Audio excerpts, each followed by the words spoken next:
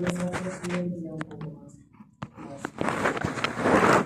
Entonces, pero mira, el objetivo de ustedes es que acaben su especialidad, acaben su carrera, hagan su internado bien hecho, hagan su segundo bien hecho y inmediatamente pueden hacer su especialidad, ¿no? El que quiere y el que no, que sea bueno en lo que hace, pues no, doctor, ¿sabe qué? A mí me gusta la gestión, perfecto. Doctor, a mí me gusta administrar los servicios de la salud. Mi papá tiene plata para mantener los hijos de su familia y le va a construir una clínica, perfecto. Te felicito y está bien, está perfecto. No te juzgo, está bien, pero administra bien, para que no salgas en opiniones, ¿no? Hazlo bien. En lo que ustedes escojan sean buenos. Doctor, voy a medicina física. Sea un buen médico rehabilitador. Doctor, voy a un patólogo. Sea un buen patólogo reconocido. No entres a carreras diciendo, a ver, ¿cuál de todas es la que menos puntaje necesita? Ese es el peor error que puedes tener. Eso sí que lo digo, es el peor error que puedes tener. Tú entras, a ver, la medicina interna nomás. Ese es el peor error que puedes tener. Porque te vas a sentir insatisfecho en tu carrera y no lo vas a vivir y todo te va a llegar. Vas a decir, a ver, este paciente, siguiente, iden y sígueme y listo. Vas a dejar los pacientes de que pudiste solucionarlo para el otro turno, para el otro turno. Mientras cuando hay algo que te apasiona, que te gusta, estás ahí. No estás en tu turno, pero estás llamando, oye, ¿qué fue de la paciente? ¿Y qué número que tienes a mi membranosa? Claro, membranosa. ¿Entiendes? Te apasiona, te gusta. Entonces, eso sí, yo les aconsejo ya los 40 años que tengo, ¿no? Pocos, 15. Entonces,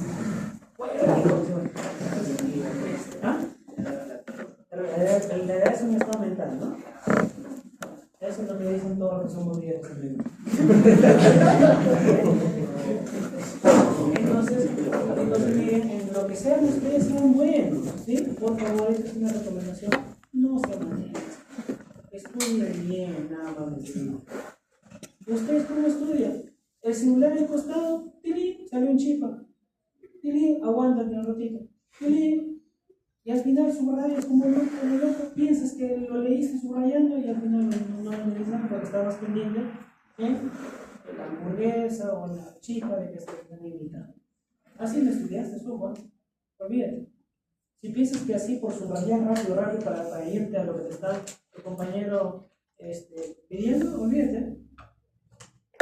Ese peor error que tú puedes cometer es pensar que así le hice el tema, porque ves a tu diapositivo que separaste subrayado. Es lo peor que puedes cometer. Ahí tú mismo te estás haciendo el caraquillo. Bueno, dicho esto, momento filosófico de vida, pasamos a rapidito nomás. Porque ¿qué más? ¿Cuál es? El otro lado. ¿Dónde? Ahí. ¿Acá? Al otro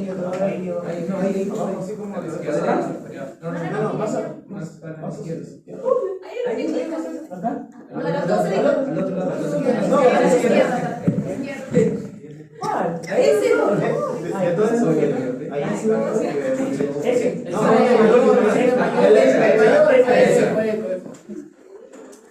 No, yo quiero ser grande.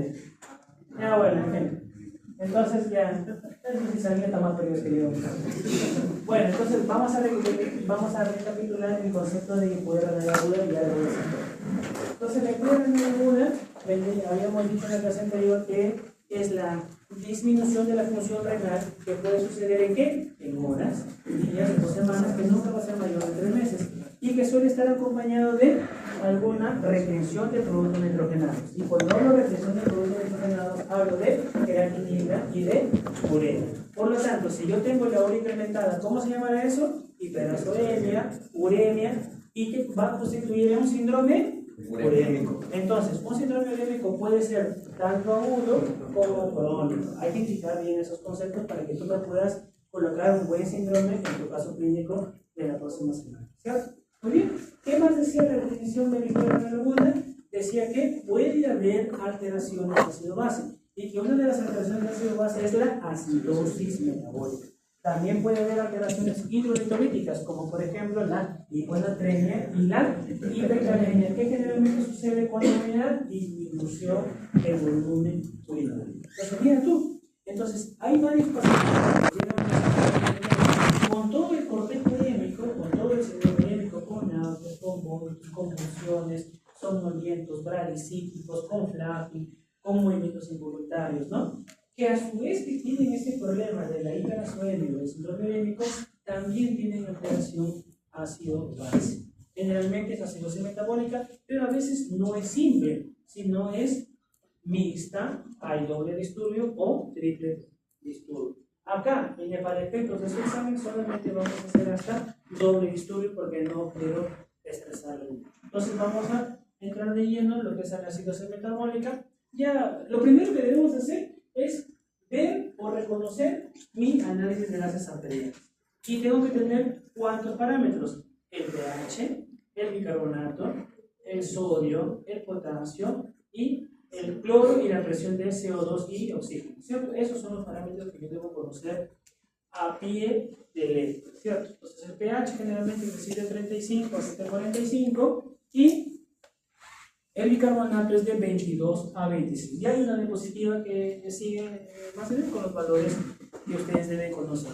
Sí o sí lo tienen que conocer, porque en el examen yo no les voy a colocar los valores de la normalidad, así que por lo tanto sí tienen que conocer. Entonces, mira tú, acidemia es cuando el pH está por debajo de 7.35 y que generalmente esta acidosis metabólica va a ser caracterizado por la disminución de la concentración de bicarbonato, que es el principal bajar del cuerpo humano, descenso descenso secundario de lo que es el pH y una compensación fisiológica que es la hiperventilación, que aparentemente pues hay una disminución de la presión arterial del cerebro. Y eso lo vamos a evidenciar en los pacientes que llegan a emergencia. ¿Cómo te va a llegar un paciente con injuria renal aguda o enfermedad renal crónica complicado también con acidosis metabólica? Una respiración acidótica o respiración de pulmón. Lo vas a diferenciar de un episodio de una insuficiencia respiratoria aguda ¿con qué? Colocándole el saturómetro o pulsosímetro.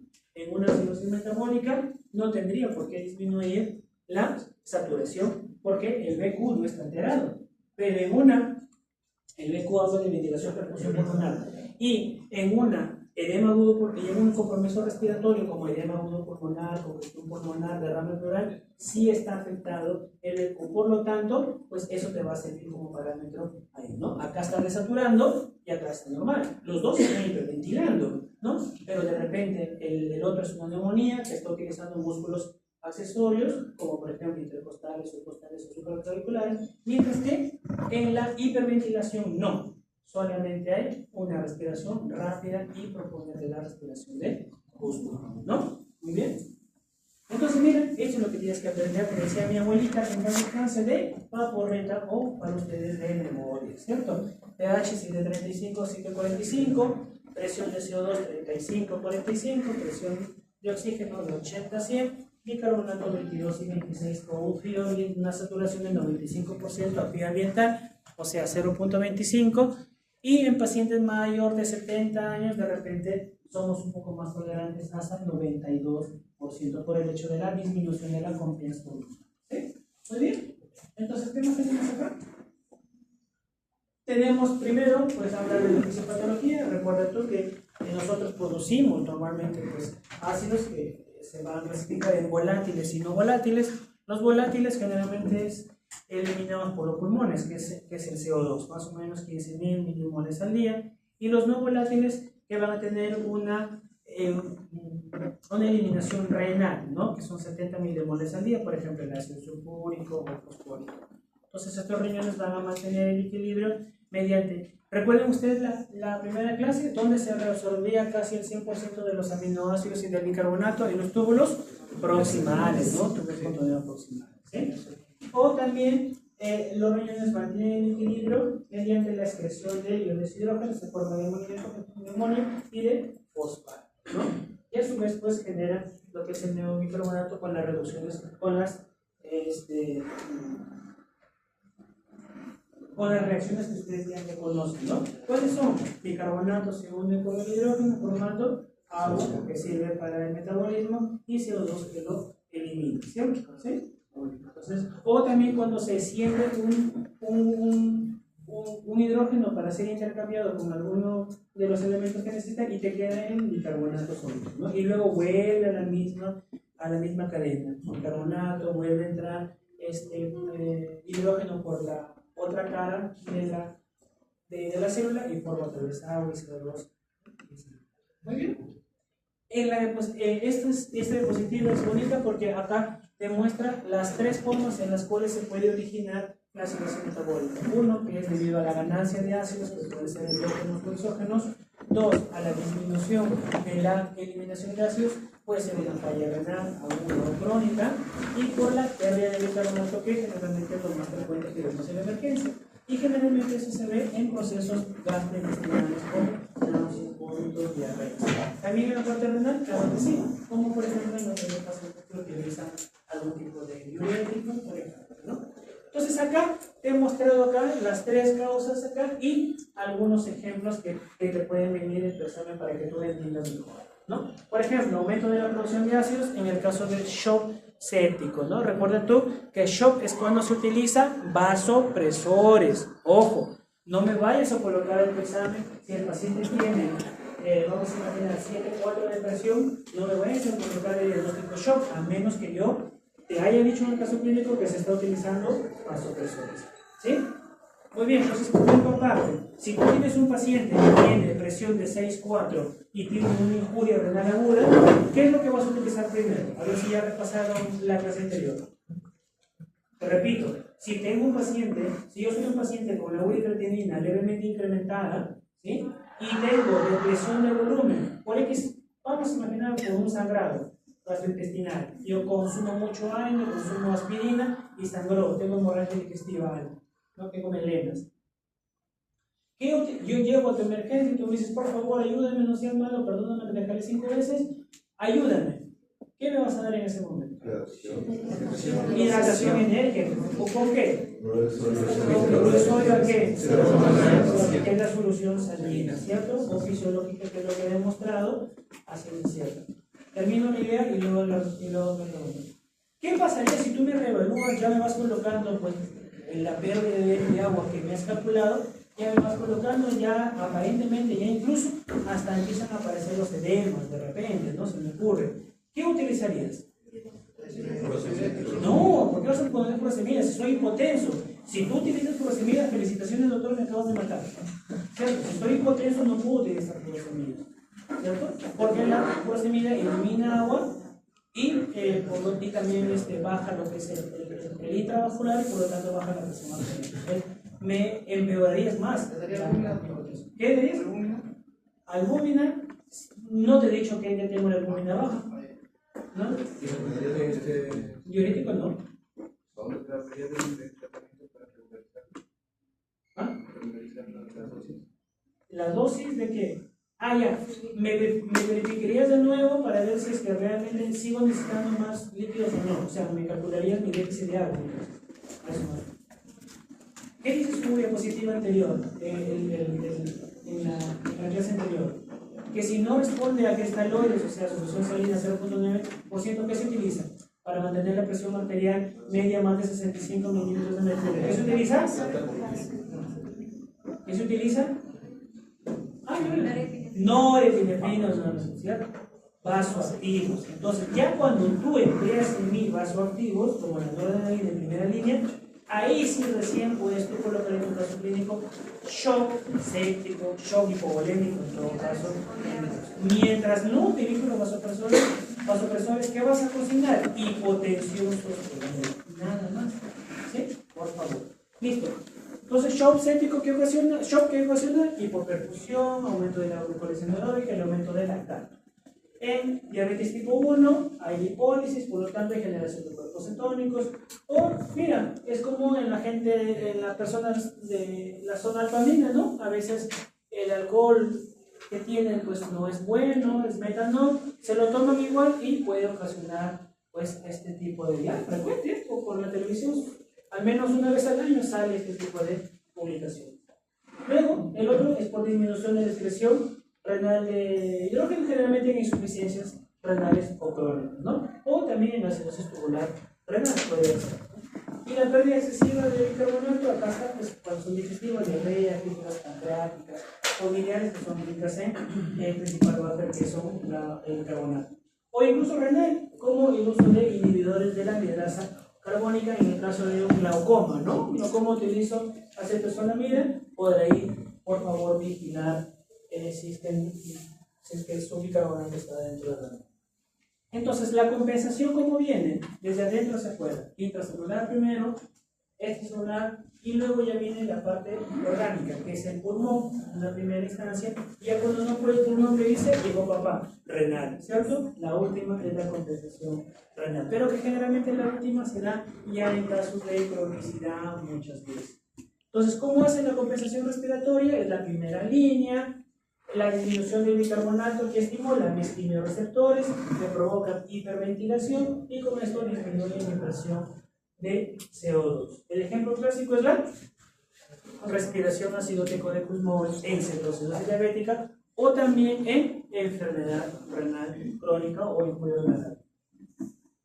Luego de ello viene la compensación renal que ocurre pues, en acidosis crónicas, hay aumento de la producción de amonio, aumento de la expresión de fosfato ácido, e incluso ya hasta cierto punto, cuando la enfermedad renal avanza, ya es insuficiente.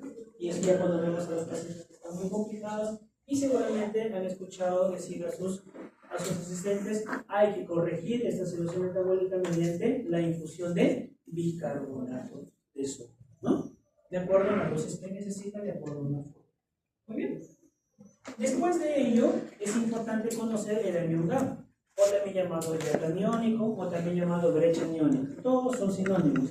No es más que la resta entre los cationes menos los aniones. Los cationes de sodio y potasio y los aniones cloro y bicarbonato. Pero como el potasio tiene un valor casi ínfimo, muchos de los libros solamente consideran sodio menos la sumatoria de potasio y cloro, siendo un valor normal 12 más menos 4, o sea, entre 8 y 16. Este anión GAP nos va a permitir a nosotros clasificar en las acidosis metabólicas como anión GAP incrementado y las acidosis metabólicas como anión GAP normal.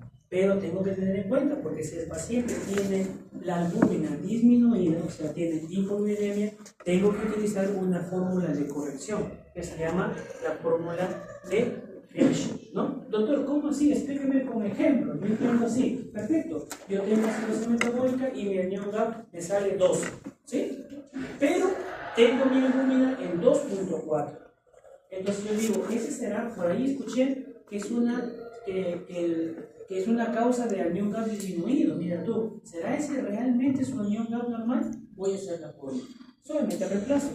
Mi anión GAP que me salió 12 más 2.5 por 4.4 menos 4 tenía 2.4, ¿cierto? 4.4 menos 2.4, 2. Hago un esfuerzo sobrehumano y multiplico por 2.5, sale 5. Y le sumo los 12 que ya tengo, ¿cuánto sale? 17.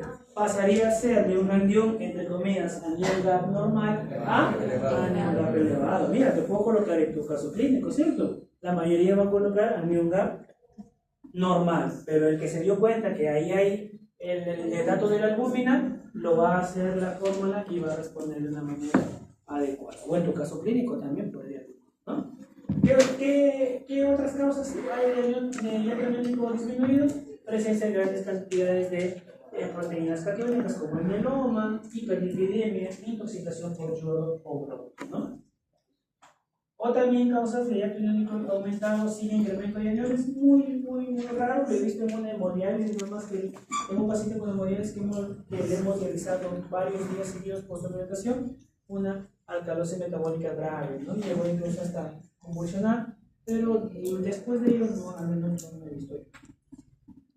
Entonces, mira, ya tenemos el anión GAP y resulta que este anión GAP salió incrementado. Entonces, ¿cuáles son las causas del anión GAP incrementado? Acá tenemos algunas. La injuria renal aguda, la enfermedad renal crónica, lo más común, ¿no? Que es la cetoacidosis diabética, la cetoacidosis alcohólica, la intoxicación por salicilatos, la intoxicación por metanol, ¿no? Por el glicol, ¿no? Por tolueno, entre otros. Tenemos también acidosis metabólica, anión GAP normal, y ahí lo vamos a dividir en dos partes, con potasio normal o incrementado y con potasio bajo, ¿no? Entonces, con potasio incrementado se puede ver en la administración de ácido clorhídrico sobre precursores de ello, la administración de aminoácidos catiónicos en enfermedad crónica, en pseudoaldoteronismo tipo 1, tipo 2, síndrome de Gordon, que se llama, ¿no? Entre otras, las que generalmente lo utilizan los cardiólogos como moderador cardíaco o antibiótico. También tengo que tener en cuenta dos cosas. Uno, que me genere hipercalemia, porque ese es uno de los efectos, ¿cierto? Que ya conocen, pero también me puede generar, mira, transcidosis metabólica, que también la ciclosporina, que se utiliza generalmente en los pacientes con síndrome nefrótico, que a veces son resistentes a corticoides o alguna otra línea de inmunosupresores, ¿no? Entonces, mira, tengo que tener en cuenta. ¿Qué más? Hasta creo que también trimetopin. ¿Dónde se utiliza el trimetopin? En las infusiones urinarias, en las postas, ¿no? En la posta, cuando te vayas tú a tu posta con el médico general, vas a encontrar trimetopin, no vas a encontrar ceftriaxona, meropenem, imipenem, no vas a encontrar. Muy bien.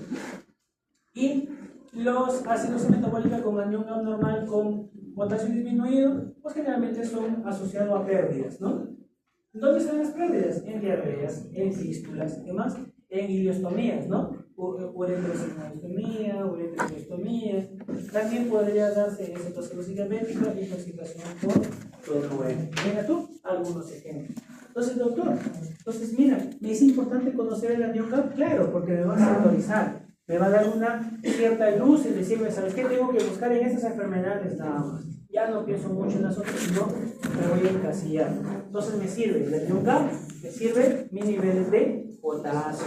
Eso te lo da la. Doctor, pero ¿qué clínica tiene, no?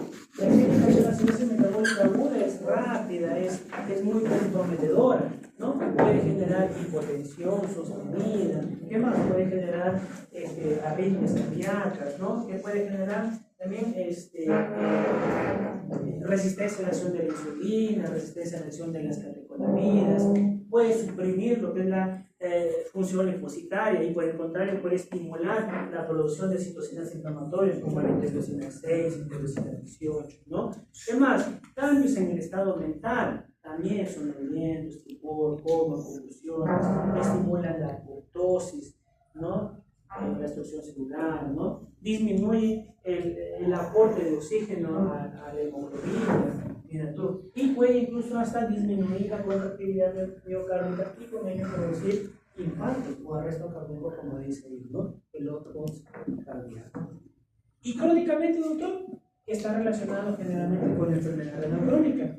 ¿Cómo la enfermedad renal crónica? Aquella que ya está en estadio 3 hacia adelante, ¿qué ocasiona? La anemia empieza a manifestarse de hemoglobina baja. ¿Qué más? La enfermedad mineralosa.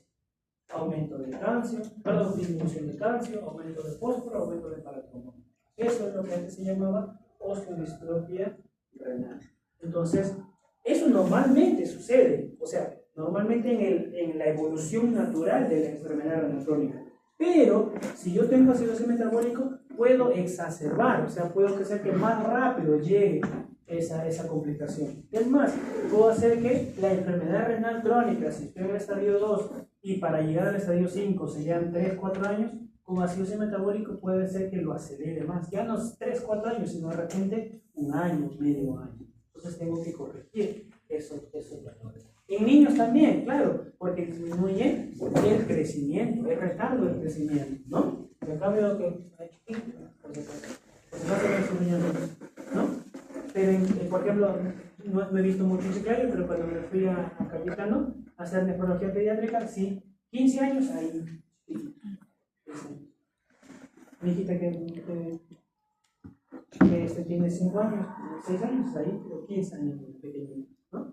Entonces también puede ser uno producto de la misma enfermedad renal crónica porque hay supresión de la hormona de crecimiento y también la acidosis metabólica también condiciona a la perpetuación de esto. ¿Qué más? Desgaste muscular, sarcopenia.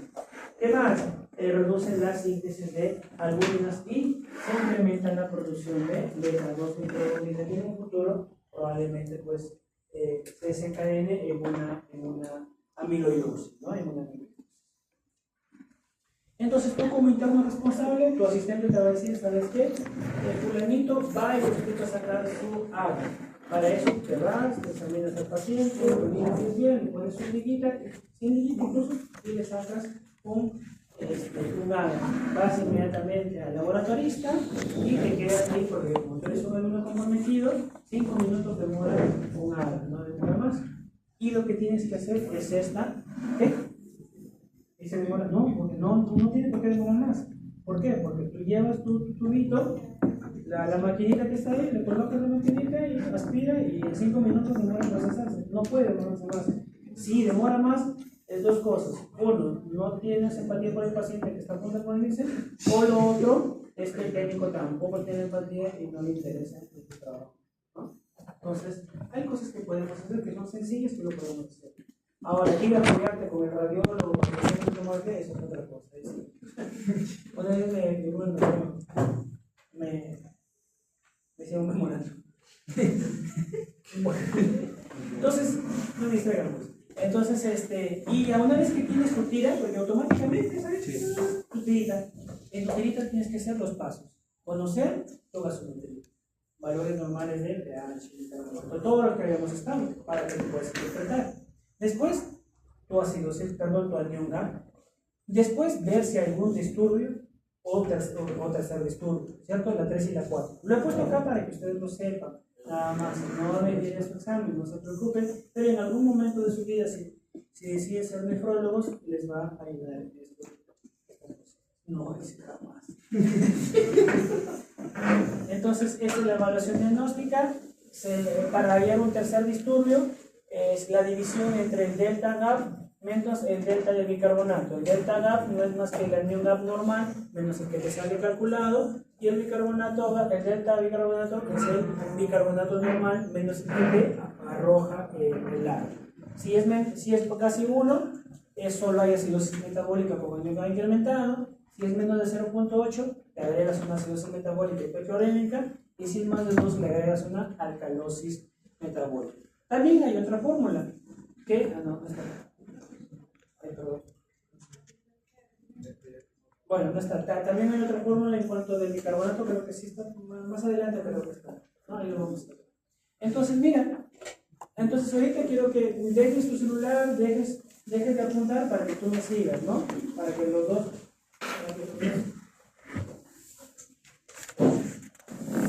Entonces, para que me puedas entender, si ya lo entendiste, en buena hora, coopera con tus compañeros que todavía de repente no entienden esta dinámica, ¿ya? Muy bien, el pH ya sabes, tienes que aprender los 735, 745. Si está por debajo de 735 es una acidosis, si está por debajo es una alcalosis. Primer punto cerrado, ya, yo creo que no hay duda. Después de eso tienes que ver tu componente. El primer componente que vas a ver es el componente metabólico, o sea, tienes que ver el bicarbonato. Si el bicarbonato está disminuido, está frente a una acidosis, cuidado, no puede ser respiratorio. Si estás frente a un CO2 incrementado, estás frente a una, que te dije con la hiperventilación, ¿qué hay? Eliminación de CO2 aparentemente, pero mira, entonces si es que está incrementado el CO2, tendrías una acidosis respiratoria. ¿Cerrado? Segundo paso, cerrado. Tercer paso, calcular tu poderoso anión GAP. Sodio menos la sumatoria del bicarbonato con el cloro. Y el tercer paso, casi la cosa podría ponerse un poquito turbia, eso sí, apúntalo ahí. Tendrías que utilizar una fórmula que es la fórmula de Winter, que nos va a permitir a nosotros saber si es que hay un segundo disturbio en un paciente, ¿no? Y ahí vemos que la fórmula es el PCO2 esperado. El PCO2 esperado es lo que yo calculo, y el PCO2 medido es lo que me da la tira que tú has ido a sacar tu examen, es lo que me da el laboratorio en pocas palabras, ¿ya? Entonces, cuando el PCO2 medido es igual que mi PCO2 que yo calculé, el esperado, solamente hay una acidosis metabólica compensada, simple o trastorno simple, nada más. ¿Qué pasa si mi PCO2 medido o sea, el que me da el laboratorio, es menor que lo que yo calculo. Estoy frente ya a la acidosis metabólica que he calculado, pero le tengo que agregar una alcalosis respiratoria. ¿Y qué pasa si mi PCO2 más bien es mayor? ¿No? O sea, el PCO2 que me sale en mi AGA es mucho más que el que yo calculo, que es la primera parte, ¿no?, de las diapositivas. Estamos ahí frente a una acidosis respiratoria porque el CO2 está incrementado. ¿Sí? Muy bien. ¿Listo? Ah, ya, y esta es la otra fórmula, ¿no? Cuando sospechar cuando el bicarbonato el anión GAP es más de 20, yo sospecho que hay un tercer disturbio. Puedes hacerlo como el delta GAP entre el delta bicarbonato, o lo puedes hacer con esto que es el bicarbonato esperado, es el bicarbonato normal, más el anión GAP menos 2. Si esta resta o suma, perdón, esta suma te sale más de 30, le agregas una alcalosis metabólica. Si esta suma te da menos de 23, le agregas una acidosis metabólica sin anión GAP.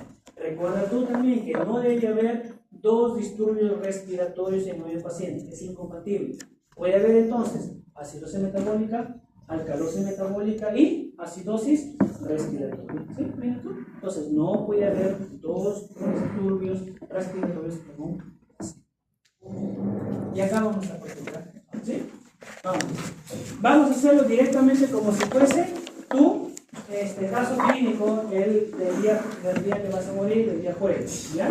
Entonces mira tú, dato básico, ¿qué sería? Varón de 45 años, ¿cierto? Segundo dato básico, agricultor. Tercer dato básico, tiempo de enfermedad 2 días. ¿Sí? Por favor, síganme, ¿ya? ¿Ya? Luego, otro dato básico sería el cuarto, ¿no? Cuarto dato básico, dolor abdominal difuso. Quinto dato básico, náuseas. Sexto, vómitos. Séptimo, diarrea acuosa abundante. Séptimo, octavo, mareos. Noveno, sensación de debilidad. Décimo, respiración agitada. Y nada más. 9 datos básicos deberías tú tener apuntado, ¿no? Y yo te pregunto ahí entonces, dime un síndrome, bótame un síndrome. Síndrome doloroso abdominal, ya, bótame un síndrome. Diarreico, agudo, ojo, completa. Si tú me pones diarreico nada más, ahí te puedo 0.5 o 0.25. Tienes que contestarme porque mire, es diferente una diarrea aguda y una diarrea crónica. Diarrea aguda, proceso infeccioso, problema estomacal. Diarrea crónica, alguna patología. Enfermedad de Crohn, colitis ulcerativa, no lo sé. Síndrome médico, perfecto. ¿Qué más? ¿Qué otro síndrome? Síndrome respiratorio agudo. No existe. Síndrome de insuficiencia respiratoria. Síndrome de insuficiencia renal. Perfecto. Síndrome de... ¿Qué más? Pero yo preferiría eso antes de, más bien. ¿Síndrome qué? ¿Cuál es el síndrome? Urémico. No se olviden, mira, del principal se estamos mirando. Mira, hasta ahí tienes síndrome urémico que podría pasar por toda esa sintomatología, ¿no? Tenemos síndrome urémico, emético, doloroso abdominal, diarreico agudo. ¿Qué más? Síndrome de deshidratación. ¿Qué? ¿Leve, moderada o severa? Moderada, ¿cierto? Leve tampoco puede ser, severa no puede ser porque no nos dice que esté inconsciente ni nada por el estilo, ¿no? Y leve tampoco porque en el leve te dice, ¿sabes qué? Oye, necesito agüita, dame un poquito de agüita. Y vemos que el paciente ha perdido bastante por el hecho de su deposición. Hasta ahí, con esto de acá, ¿qué diagnóstico plantearías tú? Ahí ya lo mejoraste todo. Ahí lo mejoras todo. ¿Sabes por qué? Porque tú como médico general tienes que tener la capacidad para con esto poquito plantearte tu hipótesis. Recuerden ustedes, chicos, que lo primero es hipótesis. La cuarta pregunta es la justificación de tus exámenes laboratoriales. Hasta cuando me dijiste, doctor, es una injuria renal aguda prerrenal, hasta ahí estaba perfecto. Hasta ahí, si tú lo colocas, perfecto, ya tienes un punto asegurado. Y si tú me colocas por disminución del volumen circulante efectivo absoluto o por depresión de volumen, tienes 1.5. Si me agregas diarrea aguda, si me agregas, ¿qué más dijeron por ahí? ¿Encefalopatía? No, encefalopatía no. Urémico ya no. Ya. No tanto, pero si le agregas hasta ahí al menos la injuria renal aguda, prerrenal por disminución de volumen circular de efectivo absoluto o depresión de volumen y le agregas diarrea aguda y deshidratación moderada, 2 puntos. No tienes por qué agregar más ni menos. Doctor, ¿y entonces cuánto voy a decir aquí? Porque ya me pica la boca para aparecer aquí. Cuando recién tú digas, ¿y qué le pido para estos hipótesis? Ah, es cierto. Ahí recién, ya. Entonces, ¿cómo justificaría? Se le pide urea creatinina para ver la función renal porque estoy pensando en una injuria renal aguda X. Se le pide hemograma completo porque tiene deposición de líquido, estoy pasando en proceso infeccioso. Se le pide una ecografía renal porque para descartar para ver el tamaño renal y así poder diferenciar entre algo agudo y algo crónico. Se le pide reacción inflamatoria en heces para ver si realmente es una diarrea infecciosa o no infecciosa. Se le pide análisis de gases arteriales para ver si es que no hay un disturbio de ciudad base porque el paciente tiene una respiración agitada. Todo eso que te acabo de mencionar corresponde a la justificación de tus exámenes laboratoriales. Y una vez que ya has hecho eso, vas a ver los exámenes. Y en los exámenes te sale urea 28, está normal. Creatinina 0.9, está normal. Sodio y nada. Te salen aparentemente. ¿Ves? Entonces, ¿cómo es que? Exacto. Entonces, ¿cómo es que necesariamente tú lo que vas pensando tienes que corroborarlo con tus exámenes laboratoriales? Me hubiese gustado que acá de repente salga 1.9. Lo cambiamos a 1.9 y ahí si tu diagnóstico final, ¿cómo sería? Injuria renal aguda, prerrenal, por disminución de volumen circular efectivo. Aquí, perfecto, cerrado. Y ahí le podrías agregar, recién ahí le agregas lo que te va a salir acá. pH 7.23 que sale, bicarbonato en 10 que es metabólico. Si no te quieres complicar mucho la vida, acidosis metabólica. Y le haces su anión GAP, ¿no? ¿Cuánto sale el anión GAP? Sale 136 menos 112 más 10, 122. 136 menos 122, ¿cuánto sale? 14, ¿no? Entonces es un anión GAP normal. Entonces tú colocarías, ahí recién colocas acidosis metabólica, anión GAP normal. Ahora, sácame el fish, perdón, sácame el Winter. ¿Cómo sería? 1.5 por el bicarbonato, ¿cierto? 1.5 por 10, 15, más 8, 23, pero el intervalo más o menos 2, entre 21 y 25. Corro inmediatamente a ver mi pila reactiva y dice que mi bicarbonato, mi presión de CO2 está en 25, está igual, ¿cierto? Entonces se quedaría ahí nomás, se quedaría en una acidosis metabólica, anión GAP normal, compensado o trastorno simple. Mira tú. Cerrado. Cerrado. No necesitas más. ¿Por qué te vas a comenzar a reír? ¿Cuál sería su tratamiento? ¿Hidratación con qué? ¿Qué más? ¿Ah? ¿Qué más?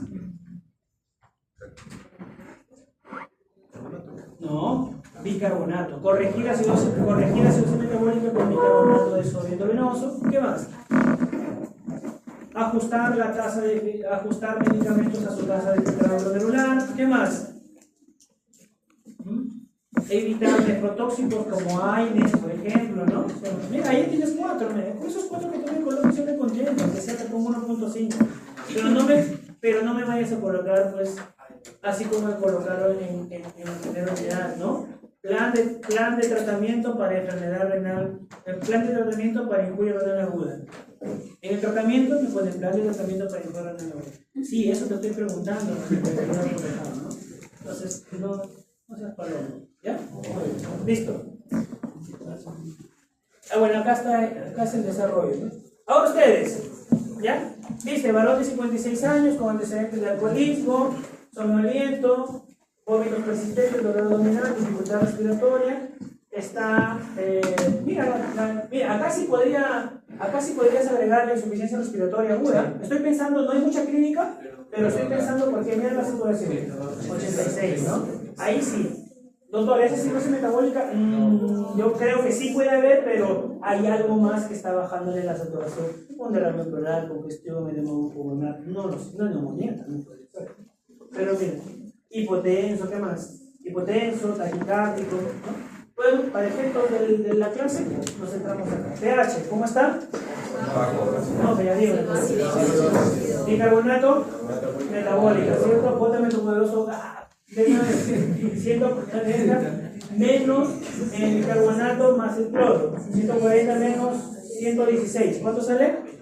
24. Es un anion gap elevado. Entonces, acidosis metabólica, anion gap incrementado. Muy bien. ¿Qué más sigue después? A ver si está compensando o no. Sería 16 por 1.5. ¿Cuánto sale? 24 más 8. Y el intervalo más menos 2 sería 30, 34.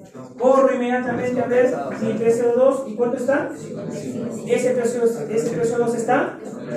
Por lo tanto, la compensación sería acidosis respiratoria. Perfecto. Y ahí nomás me quedo. No me lo saques el tercer disturbio, que sí, por lo menos, si hay de repente es una alcalosis metabólica, probablemente sea lo que hay, ¿no? Entonces, pero ahí, ¿cómo se llama? Sería el diagnóstico de una acidosis metabólica anion gap incrementado más acidosis respiratoria. Eso sería el diagnóstico de este. ¿Sí? ¿Se entendió? Sí. Perfecto, muy bien. Este es lo mismo, ¿no? Acá está ya. A ver, 2 minutos. Dijo, pausa activa para el docente, pero para ustedes trabajan. 2 minutos, una vez. No lo pongan en chat de los amigos. Le tomo foto y lo pongo en el chat de los amigos. Vamos, 2 minutos.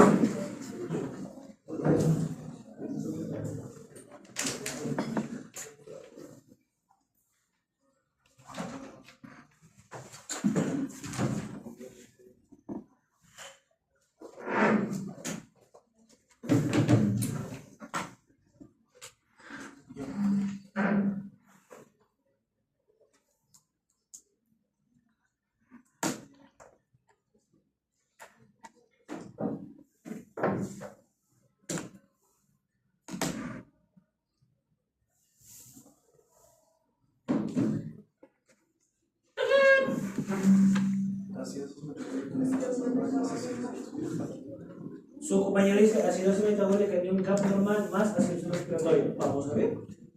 pH 7.29 de plano acidosis. Bica 16 de plano metabólica, ¿sí? Acidosis metabólica. Anion gap sale 1.5 por 10. Pues es lo mismo, por 16, o sea, sale 30 de 32, 34. Y tenemos el PCO2 42, efectivamente. Acidosis metabólica, anion gap normal, más acidosis respiratoria. Ahí están, pero cañones. Así está mejor en vez de la fórmula de neumo, ¿no? De neumo está ahí. Listo.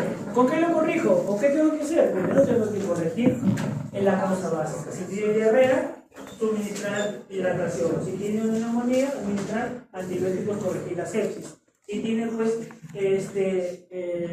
una situación diabética, corregir la situación diabética. Y en teoría deberíamos reevaluar para que el bicarbonato naturalmente vuelva a compensar. Si no es así, tengo que sí ver su déficit de bicarbonato. Es otra fórmula que ya no lo voy a enseñar a ustedes, pero sí tendríamos que administrar bicarbonato endovenoso. Pero tenemos que tener mucho cuidado, porque como todo en esta vida tiene sus pros y sus contras, ¿no? Las ventajas es que mejora la contractilidad miocárdica, evita lo que es los infartos, ¿qué más? Disminuye la hiperpotasemia, mejora el metabolismo celular, mejora el efecto insulínico, y dentro de los inconvenientes puede que me pase a lo contrario, ¿no? Hipopotasemia, hipocalcemia, ¿no? Acidosis intracelular, estado hipomolar o progresión de calcificaciones. Muy bien. El segundo tema es la hiponatremia, ¿no? Es común y más frecuentemente en las emergencias nos vienen a nosotros con la sintomatología o la clínica neurológica. Ya nos han venido pacientes con convulsiones, con estupor, coma, incluso, ¿no? Y y representa uno de los trastornos más común en los pacientes hospitalizados.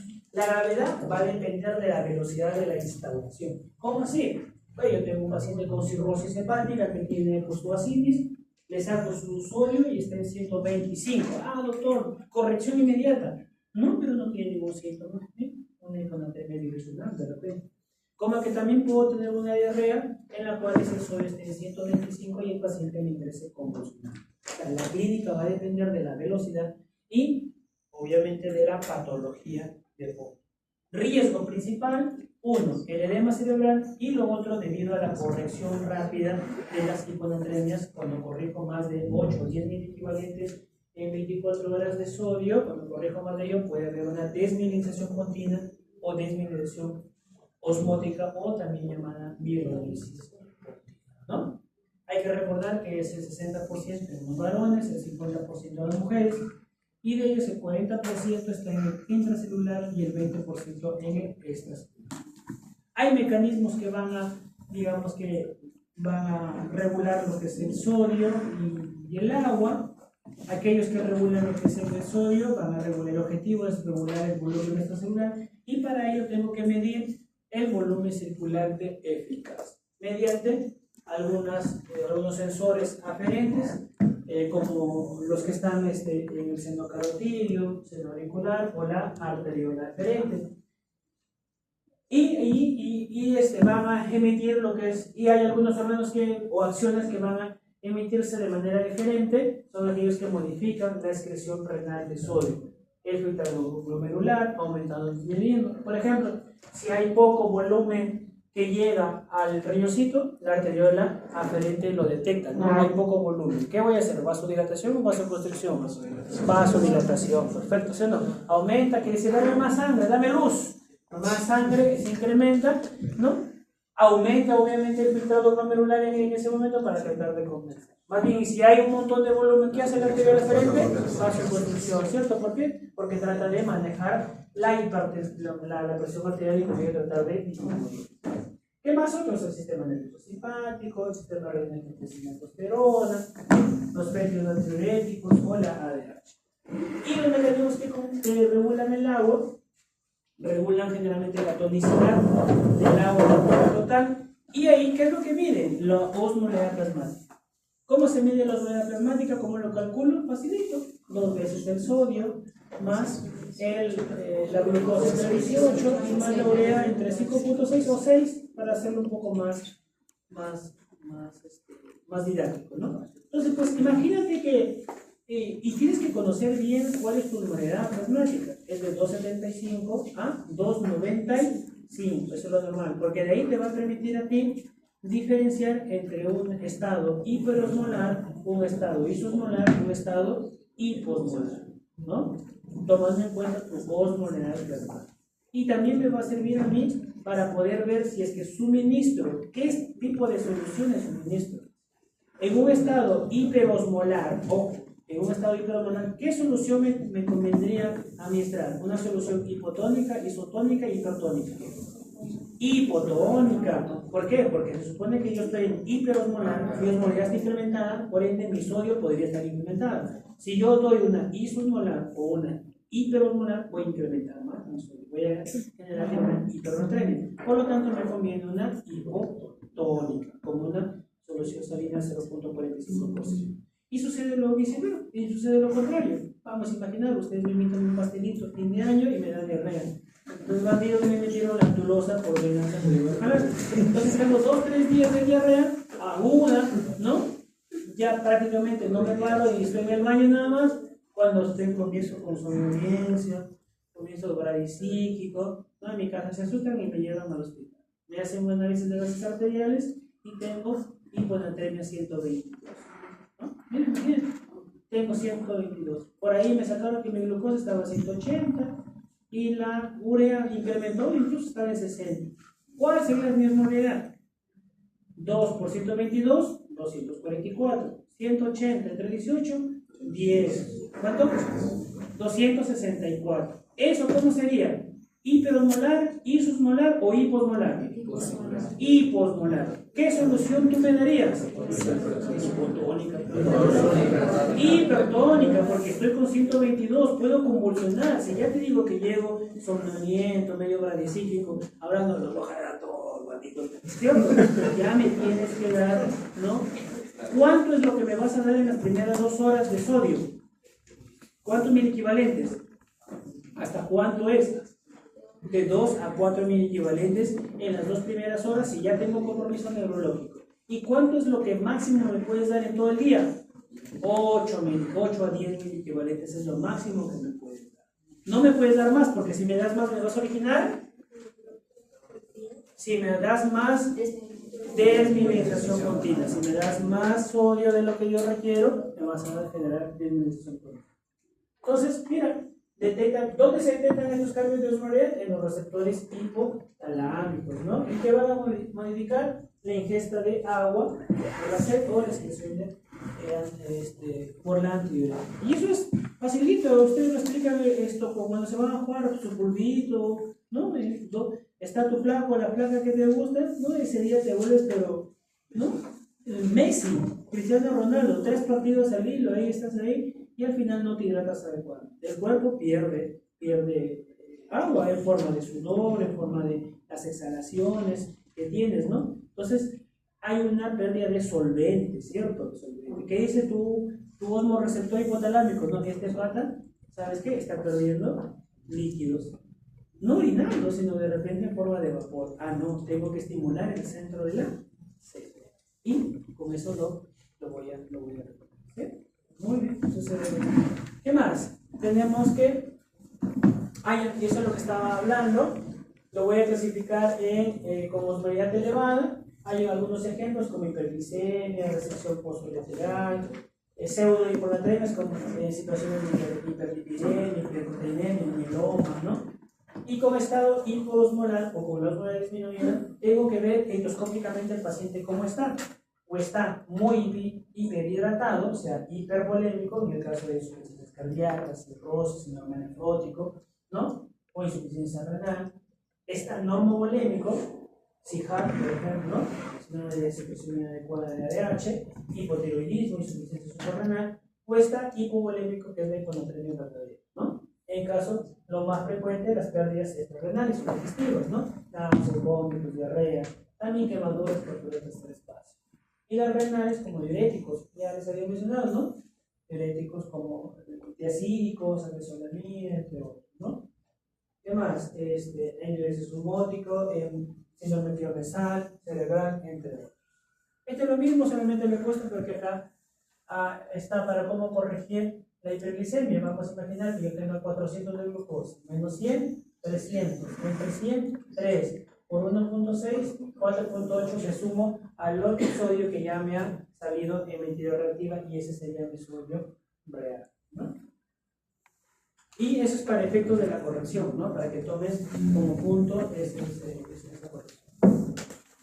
Síndrome de secreción inadecuada, de sus criterios esenciales, ¿cuáles son? Que la osmolalidad sérica esté por debajo de 2,75, que la osmolalidad urinaria esté de más de 100, que haya euvolemia clínica, o sea que no haya signos de sobrehidratación ni de deshidratación, ¿no? Y que tenga ausencia de insuficiencia renal, tiroidea, renal o pituitaria. Hay otros criterios complementarios como el ácido úrico, la urea, la presión excrecional de sodio, de urea y de ácido úrico con sus parámetros ahí.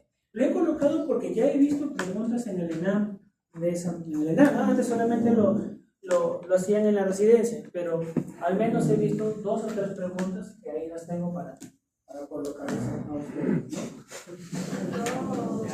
No. Si te lo estoy colocando ahí, prácticamente te estoy diciendo, acá está la fija. Ahora, no vais a querer que le pregunte cuántos riñones tiene. ¿Qué pasa? ¿Tres? No falta que me digas uno. Yo te digo, no, doctor, yo tengo uno. Es broma. En verdad, hay pacientes ancianitos mayores que llegan al consultorio, sus hijos ya son profesionales, tienen la capacidad económica suficiente para hacerles pasar una vez, papá tiene un riñón, se va a morir. A ver, dame su vitamina, porque eso depende de qué explicación la dé. Si la urea tiene está elevada, la explicación cambia, ¿no? A ver, oye, normal, creatinina normal. Ahí doctor, ¿qué medicamento le damos? Bueno, ninguno, nada. Doctor, pero ¿cómo que nada? Yo porque me han recomendado con usted, que por acá le he recomendado con usted, que no, nada. Toda su vida ha estado con un riñón. En este momento tiene la creatinina completamente normal. Tiene más de 75 años de edad. No se da absolutamente nada más que comer lo que la gente común. Sanamente, disminuir en sodio, en sal, disminuir lo que es en carbohidratos, ¿no? Y todo ello, nada más. El ejercicio de 10 a 15 minutos, de estiramiento, ¿no? Otra cosa, ¿no? Doctor, pero es que está para bien. No está para bien. La consulta más fácil que he tenido son esas. No solo una de esas, varias veces. Y por varios pacientes. Así que. Y esto, acá viene siempre lo que yo les digo acá, a los que ya lo conocen el chiste, ya pues se callan.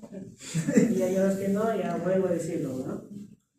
La sintomatología de hiponatremia lo vamos a relacionar como con tu examen de nefrología. Así es. Sí. Lo vamos a relacionar con los tiempos y tu examen de nefrología. Cuando es leve, de 130 a 135, lo vamos a relacionar ahorita, faltando una semana en examen. ¿Qué tienes ahorita faltando una semana en examen?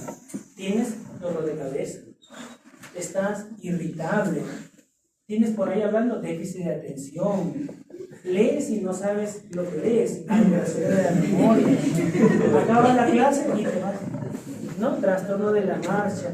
Tu compañero te pregunta, ¿cómo vas? ¿Cómo saliste de Ahí más o menos, depresión, faltando una semana. Síntomas moderados, el día anterior al examen.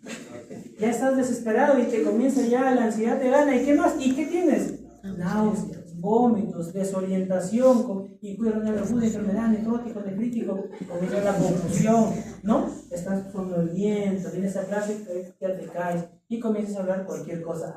Necrótico. Entonces, faltando un día, síntomas moderados, náuseas, vómitos, confusión, desorientación, somnolencia y depresión. Síntomas graves al momento que te doy tu examen y te doy las preguntas. Estupor, coma, convulsión y depresión respiratoria. Y ahí tengo que hacer yo inmediatamente darte. ¿Ah? No, que estamos hablando de la clase. ¿Qué te tengo que dar inmediatamente?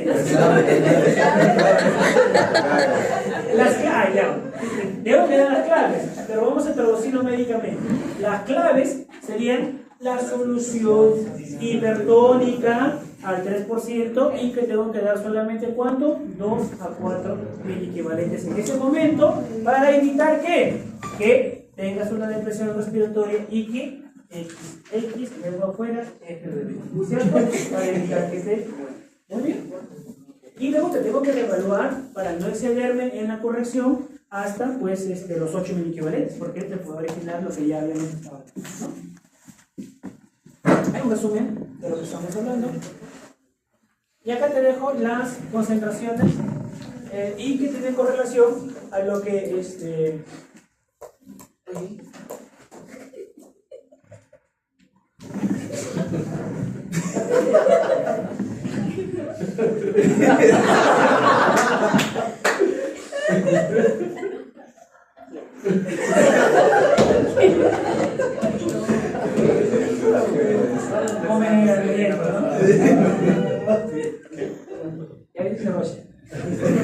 Entonces, y acá tiene mucha razón, ¿no? Tú dirás, doctor, tiene 154 miliequivalentes de sodio y está acá y mira, su normalidad es 308 y mi normalidad es 295 como máximo. Entonces, por eso se llama isotónica, ¿cierto? O solución fisiológica normal. Doctor, a ver, hipotónica, 75.5 más 79, ¿cuánto tiene la normalidad total? 153, menos de la que yo tengo. Por eso le llamo hipotónica. A ver, la resolución salina al 3%, que es la hipertónica, 513. 513 más 513, ¿cuál es la osmolaridad total? 1026. Ah, por eso es hipertónica, porque está una osmolaridad por encima de ella. Entonces, de ahí sale que utilizar en las situaciones de déficit de sodio, ¿no? Déficit de agua y solución salina como reposición ante una situación que no hay algún disturbio hidroquímico. ¿Cómo lo corrijo, doctor? Mediante la fórmula de Adroguema Díaz, que es el sodio infundido. El sodio infundido es la solución que tú vas a emplear, hipertónica, hipotónica o solución salina normal. El sodio sérico es el que te da y el agua corporal total pues es más 1. Bien, acá se puede rayar. ¿Cómo es? ¿Acá? No podemos, no sé cómo. ¿Dónde? No, porque ya sabes que está proyectada en esta. Bueno, entonces todos con su referencia vamos a ir aumentando. Todos tienen papelito, ¿no? Vamos a imaginar que yo tenga 120 de sodio, ¿sí? 120 sodio. Estoy con compromiso neurológico. Voy a convulsionar. ¿Qué me van a dar a mí? ¿Qué solución? No, ¿pero qué? Pues ¿cuál? La hipertónica. La hipertónica, ¿cuántos miliequivalentes de sodio tenía? No, ¿cuántos miliequivalentes tenía? La solución, 513. Perfecto. Entonces, si yo reemplazo acá la fórmula, ¿cuál sería? 513 menos lo que yo tengo, que es 120, y ahora viene el agua corporal total. Vamos a imaginar que yo pese, ¿cuánto pese? 75 kilos. 74 creo que pesa. Ya vamos a imaginar 70, porque 70 kilos. Mi agua corporal total, ¿qué sería? Pues 60%, ¿cierto? 42, ¿sí? 42 litros tengo de agua. Más 1, 43. Entonces, mira esta resta. 513 menos 120 entre 43. ¿Cuánto te sale? 510. No. 510. No. 513 menos 120 entre 43. ¿Cuánto te sale? 9.1. 9. ¿Eso qué quiere decir? Que yo al utilizar 1 litro de la solución hipertónica, o sea de cloruro de sodio al 3%, estoy aumentando 9 miliequivalentes de sodio. Pero ¿yo cuántos necesito? ¿Solo? 2. Entonces, reglas simples. Si 1000 es 9, ¿cuánto será X? A ver. Claro. Se supone que 1 litro aumenta 9 miliequivalentes, ¿cierto? Pero yo no quiero aumentar 9 en mi cuerpo porque si no me vas a matar. En este momento que voy a convulsionar, yo solamente necesito 2 miliequivalentes. ¿Cuánto de volumen? Eso es lo que te pregunto. ¿Cuánto de volumen yo necesito? 200. Perfecto, 222. Yo le digo a la enfermera, dame 220, colócale 222 de solución hipertónica a este paciente. La enfermera dice, espera, hasta 250, lo creo que se quiere, ¿no? No hay problema, porque te recuerdan tú que de 2 a 4 miliequivalentes podría yo. ¿Ves? Entonces así se corrige. Entonces en ese momento que estás convulsionando, que estás viendo tu examen, yo ahí te tengo que colocar 250 miliequivalentes de cloruro de sodio al 3%, que es la solución hiper. Muy bien, listo. Y lo último, hipercalemia, ¿sí? Entonces en hipercalemia, ustedes habrán miliequivalentes. Ojo, miliequivalentes es igual que milimoles, ¿sí? Miliequivalentes con milimoles, es igual que milimoles. Voy a sentarme, chicos, porque ya son de las 3 de la tarde, para la edad apremia. Sorbito de vida, ¿sí? Aguacilo como bien.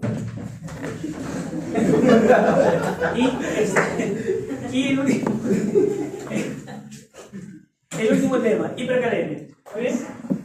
Entonces, ustedes seguramente cuando han tratado con sus docentes de los nefrólogos, básicamente, han escuchado seguramente que le dan las recomendaciones a los pacientes con enfermedad renal crónica, ¿no? Señora, ¿sabe qué? O señor, ¿sabe qué? Procure evitar el consumo de vegetales, procure evitar el consumo de cítricos, naranja, piña, carambola, plátanos, procure evitar el consumo de papas fritas, porque justamente en esos alimentos el potasio es bastante rico, ¿no? Entonces, es más, y ahorita recién te vas a poner a pensar que cuando tú salías de niñito o de niñita a jugar fútbol y otro fútbol y venías todo acalambrado, ¿qué te decía tu abuelo? Come, claro, ¿cierto? Entonces ya ahora recién, 20 años después, recién sabes por qué, porque esos frutos son ricos en potasio y son esos los que le tenemos miedo a los pacientitos. ¿Por qué? Porque lastimosamente pues la comida es muy difícil hacer vieja, obviamente, ¿no? Entonces hay algunos que pacientes con enfermedad renal crónica en estadios muy avanzados, 4 o 5 o en diálisis, consumen y luego vienen pues, con hipercalemia, tienen con emergencias de líquidos, ¿no? Entonces, en base a eso, es que yo te digo que tiene que haber un balance en cuanto a la ingesta, ¿no? Y que la regulación básicamente se va a dar de tres formas: renal, que es la principal, en el túbulo distal o tubo colector, ya ves que está influenciado con el aldosterona, el flujo distal, con los canales de sodio. También hay una regulación hormonal con la insulina y con los beta-2 o con las catecolaminas, ¿no? Entonces ustedes recordarán que la insulina es la hormona encargada de meter el potasio del extra al intracelular. Entonces ya conocemos desde básicas que el catión más abundante intracelular es el potasio. Entonces cuando hay algún disturbio, este potasio sale y ahí hay el potasio. ¿Qué hace la insulina? Dice, hoy tú reintroduce o redirige hacia el interior de la célula. Muy bien. Y también el equilibrio ácido-base también tiene que ver con la regulación del potasio, ¿no? En estados de acidosis puede haber hipercalemia y en estado de alcalosis puede haber hipocalemia, ¿no? Mira tú, acá te dejo una bastante cuadrito, bastante resumido. Te va a venir el fijo que te va a venir de acá, unas 2 o 3 preguntas, no sé si a tu aula no, pero te va a venir. Mira, el mecanismo de acción, por ejemplo, vamos de las catecolaminas alfa-adrenérgicos, favorecen la salida de potasio celular. ¿Qué efecto es? Mira, se incrementa, ¿no? Se incrementa el potasio plasmático. ¿En qué situaciones? Lo que habíamos estado conversando: ejercicio intenso, ¿no? Estrés. Mira, la acidosis metabólico, ¿qué sucede? El hidrógeno entra a la célula y el potasio sale por el intercambiador, ¿no? Entonces, por lo tanto, el potasio se incrementa a nivel plasmático. ¿En qué situaciones? En acidosis tubular renal, en alcalosis metabólica, por vómitos también, ¿no? ¿Qué más? El ejercicio y el trauma. En el caso de los pacientes con rhabdomiolisis que tenemos, ¿no? Siempre nos llaman nosotros, paciente accidentado, CPK 30.000, 40.000, la úrica termina todavía dentro de lo normal, pero con acidosis metabólica y con hipercalemia también, ¿no?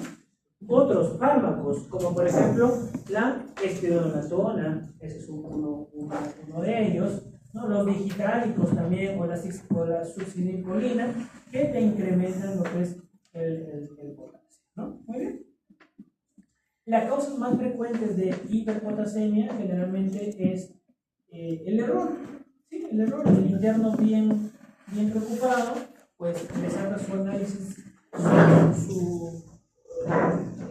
le saca con el torniquete bien apretado y luego se va así haciendo esto hacia el laboratorio, provocando hemólisis, ¿no? Entonces eso puede provocar una falsa hiperpotasemia o una serie de hiperpotasemia. ¿Qué también puede ser? La leucocitosis, una muestra hemolizada, ¿no? Vas a las 3 de la mañana y el laboratorista le dice, ya ahorita no dejan ahí, ahorita lo hago. Y eso ahorita se convierte en 2 o 3 horas hemólisis, ¿no? Una muestra hemolizada te puede dar una falsa hiperpotasemia. Me pasó una vez un caso curioso, un paciente que estaba muy mal, le dio como nada, yo voy a agarrar, voy a pasarlo yo mismo, llegó al primer hospital, mi primera mensaje de la misma día que estaba con su destrozo y proceso de calio, por ahí mismo le saca. Obviamente salió con un potasio incrementado, ya luego, y para eso que nos sirve, sacar un EKG, ¿no? Para ver si hay una correlación. Claro, no es 100% seguro, pero entre un 30-40% sí hay una correlación entre la hipercalemia, ¿Luego qué? Luego, el aporte excesivo de potasio oral es una causa de las frecuentes, generalmente en insuficiencia renal, ¿no? El paciente ya tiene su compromiso renal, pero sigue con lo que digo, ¿no? Piña, naranja, fresas, sigue consumiendo vegetales, ceviches, ¿no? Ensaladas y todo ello, ¿no? Y lo otro, por la disminución de la eliminación, ahí está pues la insuficiencia renal aguda, insuficiencia renal crónica, algunos fármacos como IECA o ARA2 que están combinados, ¿no? Tracolín, digitalicos, como habíamos dicho, algunas enfermedades que pueden causar disfunción tubular distal como el mieloma, amiloidosis, lupus, entre otros, ¿no? También del paso del potasio al líquido extracelular, en el caso de rabdomiolisis, lo que habíamos hablado, ¿no? Quemaduras, traumatismos extensos, ¿no? Déficit de insulina o hiperglicemia grave, ¿no? Entonces, clínicamente, la hiperpotasemia, vamos a ver que se manifiesta con trastornos del ritmo de la conducción cardíaca. Y estoy hablando de bradicardia, ¿no? Que es lo más común que vemos, ¿no? Ya me ha pasado a mí pacientes que están paralelizados, urea creatinina súper elevada y que el potasio está en 7, 7.5. Cuando lo examino, le pongo el pulsómetro, su frecuencia cardíaca 45, 40. Entonces ahí la única indicación es diálisis. No puede al paciente decirle no, que controle primero la parte cardíaca. Es que la parte cardíaca se controla con la disminución del potasio. Y la única manera de disminuir el potasio en estos pacientes crónicamente enfermos es lamentablemente la diálisis. Ahí solamente se le tiene que explicar a la familia el riesgo-beneficio, ¿no? ¿Sabes qué? Mira, la diálisis es una chance para que controle esa alteración cardíaca que tiene y evitemos la parada cardíaca y el fallecimiento. Es una chance, pero también la misma diálisis podría ser condicionante de una parada cardíaca. Lamentablemente ahí la familia tiene que tomar la decisión, ¿no? Generalmente no pasa nada, ¿no? Pero igual como médicos, ya sabes, siempre tenemos que hacer. Entonces, ¿qué más? También está, por ejemplo, la debilidad en extremidades, ¿no? Superiores e inferiores, hilo paralítico, ¿no? Trastorno neurovegetativo, sí, pero muy escaso, como náuseas, vómitos, casi no, más los que les había dicho. ¿Cómo corroboro que es hipercalemia? Le saco una de electrolitos o también me puedo ayudar con un EKG. En el EKG puede haber ondas teticudas, ensanchamiento del QRS, prolongación del TR, ¿no? En la cual, ya cuando es más de 8, sí hay arritmias, todo ese EKG es una distorsión y es un paro, es un riesgo inminente de parada. Cuando sucede eso, yo tengo que hacer ¿qué? Llamar al nefrólogo. Sí, claro que sí, ese es uno de las causas, pero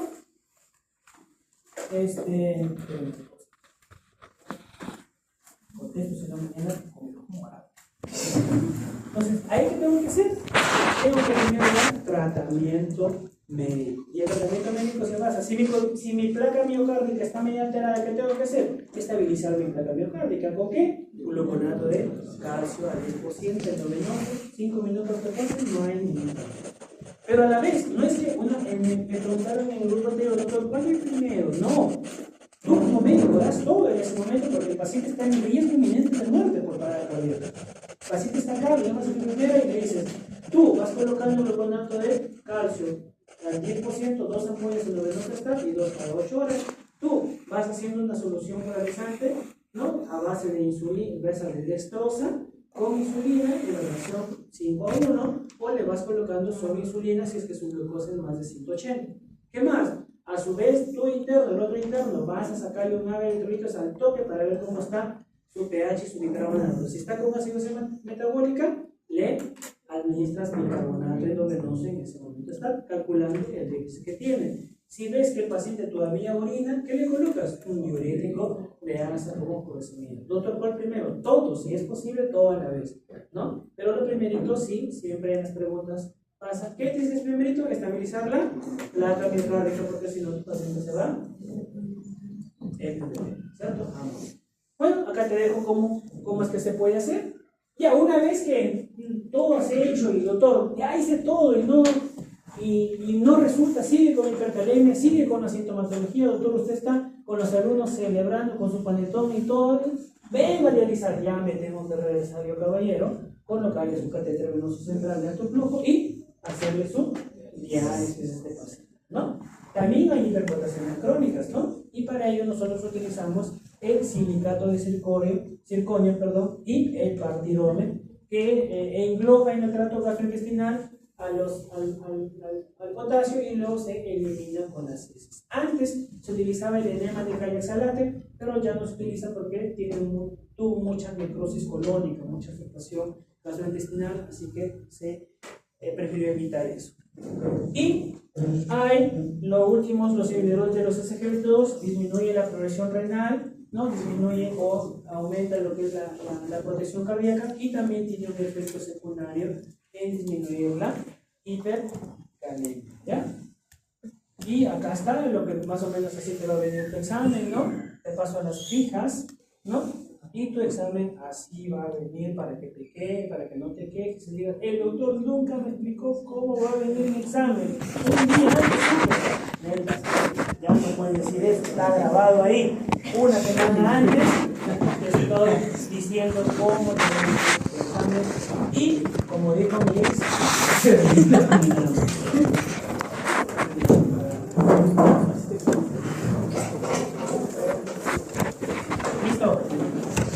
Y como